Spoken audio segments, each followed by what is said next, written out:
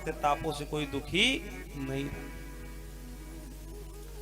तो कहा ऐसे परमात्मा जो तापत्रय विनाशाय, तीनों प्रकार के तापों से छुटकारा दिलाने वाले हैं, श्री कृष्णाय वयम नुमः, ऐसे भगवान श्री कृष्ण के चरणों में हम सब बारंबार प्रणाम करते हैं। बोले योगीराज भगवान श्री कृष्ण की जय हो। आगे श्री सुखदेव जी महाराज के चरणों की वंदना की गई है। यप्रव्रजन्तमनुपेतमपेत कृत्यम् द्वैपायनो विरह कातरया जुहाव पुत्रेति तन्मयतया तरवोऽभिनेदुस्तं सर्वभूत हृदयं मुनिमानतोऽस्मि। कहा यप्रव्रजन्तमनुपेतमपेत कृत्यम् द्वैपायनो विरह कातरा जुहाव। जब व्यास जी की पत्नी आरुणी देवी के गर्भ से 12 वर्ष रहने के बाद सुखदेव जी महाराज गर्भ से बाहर आए तो सीधे जंगल की ओर दौड़े।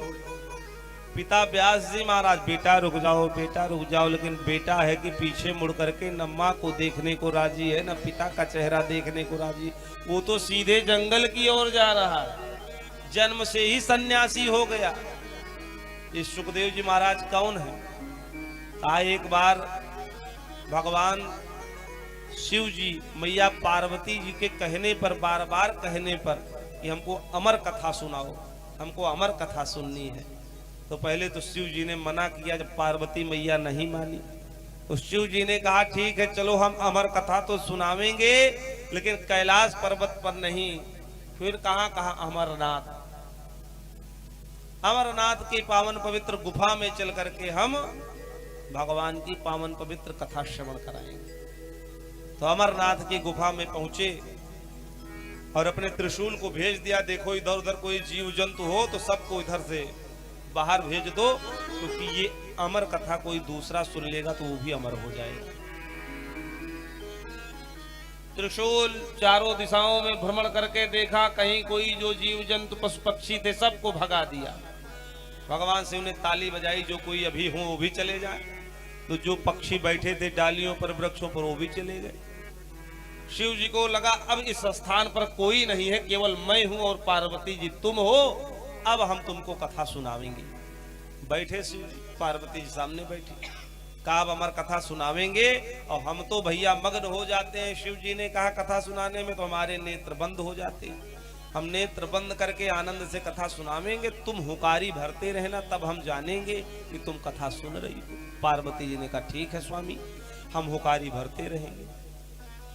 अब शिव जी कथा सुनाना प्रारंभ किए, पार्वती जी हुकारी भरने लगी। शिव जी आनंद में मग्न हो गए, नेत्र बंद कर लिए, हुकारी भरते रही पार्वती जी, शिव जी कथा सुनाते रहे। आधी कथा सुनाए, पार्वती जी को आ गई निद्रा, वो सो गई। और वहीं पर एक तोते का अंडा जो बीमार था, सब तो चले गए थे लेकिन वो नहीं उड़ पाया, थोड़ा अस्वस्थ था। लेकिन भगवान की कृपा देखो कि वो जो तोते का अंडा था वो फूटा, उसमें से जो बच्चा था वो बाहर आ गया। आधी कथा सुन करके पार्वती मौन हो गई, तो वही बच्चा जो है तो तोते का जो बच्चा था वो हुंकारी भरने लगा, हूं करने लगा। अब जब पूरी कथा शिव जी ने सुनाई, जयकारा लगाया, कहा पार्वती कथा सुन ली? कहा स्वामी कथा तो सुने लेकिन आधा ही सुन पाए। कहा आधा सुन पाए? तो उसके बाद जो हुकारी भर रहा था वो कौन था? कहा स्वामी हम तो सो गए, हमको पता नहीं हुकारी कौन भर रहा था। तो शिव जी ने कहा ये बताओ कथा कहाँ तक सुनी?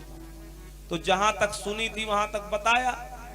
तो वो सुखदेव जी महाराज आधा सुने थे, तो जहां तक नहीं सुने थे वहां तक पार्वती जी ने फिर से बता दिया शिव जी को कि यहीं तक हमने सुना था, तो वो वाली सुन लिए। और उसके आगे पार्वती सुन नहीं पाई तो वो सुखदेव जी सुन ही लिए थे। तो इनकी तो कथा हो गई पूरी और उनकी हो गई अधूरी, तो इनको तो पूरा फल मिल गया। शिव जी को लगा कथा कोई दूसरा सुन गया, हमारे तुम्हारे बीच में कोई तीसरा आ गया और वो कथा सुन लिया होगा तो अमर हो जाएगा, सृष्टि का क्रम गड़बड़ हो जाएगा, तो अनर्थ हो जाएगा। त्रिशूल लेकर के दौड़े तो देखे सुखदेव महाराज दौड़े मारने के लिए। कि मार डालेंगे तुमको। अब वो भागते दौड़ते व्यास जी महाराज की कुटिया में सुखदेव जी महाराज पहुंचे। तो व्यास जी की पत्नी का नाम है आरूढ़ी देवी, वो जम्हाई ले रही थी।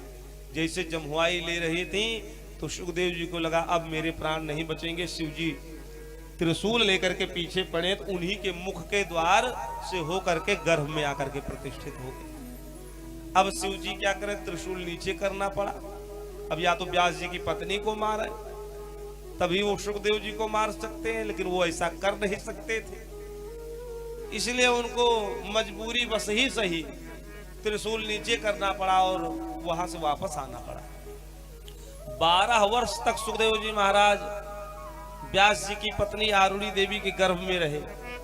ब्रह्मा जी, विष्णु जी, महेश जी तीनों विनती करने आए, महाराज आप गर्भ से बाहर आओ।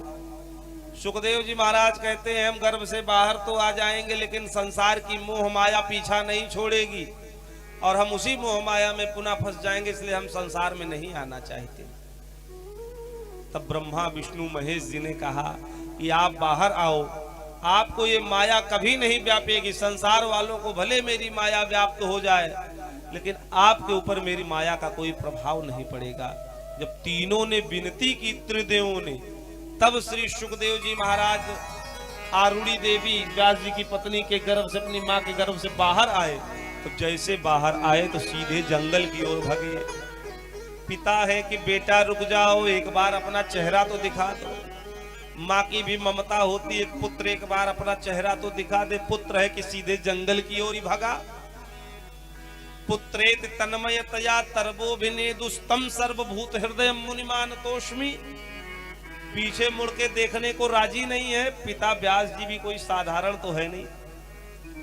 व्यास जी महाराज इतने बड़े संत, 6 शास्त्र, 18 पुराण, 4 वेद, सबके रचयिता, कोई साधारण है नहीं। वो पुत्र मोह में फंसे हैं, कह रहे बेटा रुक जाओ, एक बार चेहरा दिखा दो, एक बार रुक जाओ, लेकिन पुत्र है कि पीछे मुड़ के नहीं देखा। एक सरोवर में कुछ स्त्रियां स्नान कर रही थी। सुखदेव जी गए तब तो स्नान करती रही, जैसे व्यास जी निकले तैसे निकल करके अपने अपने वस्त्रों को पहनने लगे। व्यास जी आश्चर्यचकित हो गए। कहा महाराज, उन देवियों से कहा हे देवियों, अभी मेरा पुत्र गया तो तुम सब निश्चिंत होकर स्नान करती रही, लेकिन जैसे मैं यहाँ पहुंचा तैसे तुम सब अपने अपने वस्त्रों को पहनने लगी। हम में और हमारे पुत्र में क्या अंतर है? उन देवियों ने बड़ा सुंदर उत्तर दिया। कहा हे व्यास जी, आपके जो पुत्र सुखदेव जी महाराज हैं वो सन्यासी हैं, संत हैं, और जो सन्यासी होता है उसकी दृष्टि में कोई भेद नहीं होता। वो तो संपूर्ण सृष्टि को एक ही दृष्टि से देखता है। वो चाहे स्त्री हो, चाहे पुरुष हो, चाहे अन्य कोई जीव जंतु हो, उस सब में परमात्मा का दर्शन करता है, सबको एक ही समान मानता है। लेकिन जो संसार के मोह ममता में फंसे हैं वो स्त्री और पुरुष में भेद समझते हैं। तो आप अभी गृहस्थ आश्रम में फंसे हो, आपके दृष्टि में स्त्री और पुरुष में भेद है, इसलिए भेद दृष्टि है, इसलिए हम सब वस्त्र को पहनने लगे। और जो आपके पुत्र सुखदेव हैं उनके दृष्टि में कोई भेद नहीं है, अभेद दृष्टि है, इसलिए हम सब वस्त्र नहीं पहने। तब व्यास जी को लगा कि मेरा पुत्र मुझसे भी 2-4 कदम आगे है। उन देवियों ने कहा अब वापस लौट जाओ, आपके पुत्र वापस आने वाले नहीं हैं। क्यों? वो चले गए जंगल में। पुत्रेत तन्मयतया तरबोभिनेदुस्तम सर्वभूत हृदय मुनिमान तोष्मी। वृक्षों ने तन्मय होकर के उत्तर दिया हे व्यास जी वापस चले जाओ, और बालक वापस आने वाला नहीं है। व्यास जी बंधुओं माताओं वापस चले आए कुटिया में, और सुखदेव जी जंगल चले गए। वही भागवत जी का स्मरण करते हुए, पाठ करते हुए भगवान का भजन कीर्तन करने लगे। स्तम सर्वभूत हृदयम मुनिमान तूष्णी। ऐसे श्री सुखदेव जी महाराज के चरणों की हम सब वंदना करते हैं। बोले सुखदेव जी महाराज की जय हो। आगे श्री सूत जी महाराज के चरणों की वंदना की गई है। जो सूत जी सौनक आदि 88,000 ऋषि मुनियों को भागवत की कथा श्रवण कराते हैं। एक बार भगवत कथा व्रत का रसास्वादन करने में कुशल मुनिवर शौनक जी नैमिषारण्य क्षेत्र में विराजमान महामती सूत जी महाराज के चरणों में प्रणाम करते हैं। ये सूत जी कौन है? इनकी भी कथा सुनते चले, हम आगे बढ़ते चले। कहा सूत जी अयोनिज हैं,